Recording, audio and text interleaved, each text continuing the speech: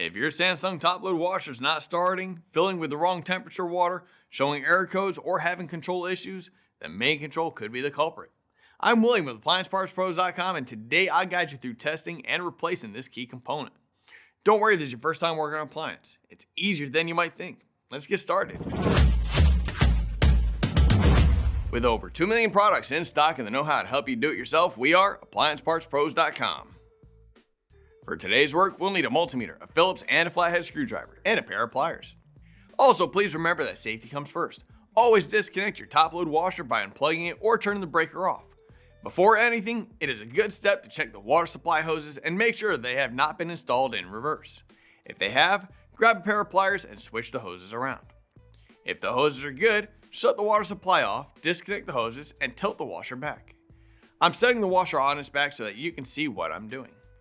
Locate the tub thermistor connection and disconnect the wires from the main harness.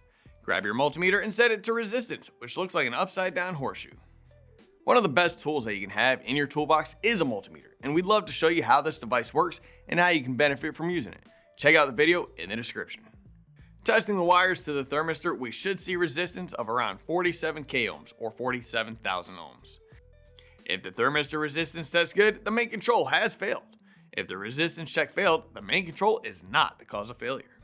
Connect the thermistor wires and set the washer upright. Grab your Phillips screwdriver and remove the screws securing the console back panel. Separate the back panel from the console and set it aside. Remove the 2 screws securing the console to the rear panel, then rotate the console forward.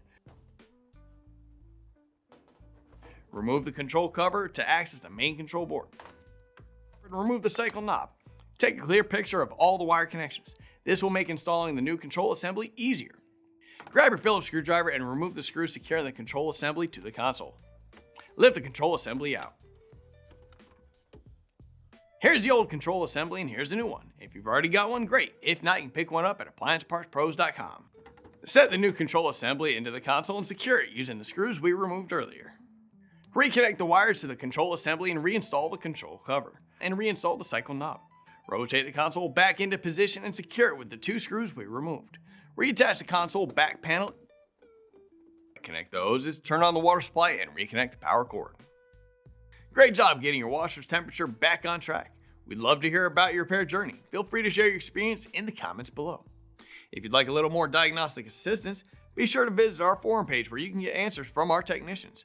Links in the description. If you still need a replacement part, just have your model number handy and visit AppliancePartsPros.com, where most orders arrive within just a few days. Thanks for choosing us for your do-it-yourself repair, and we look forward to helping you with your next project.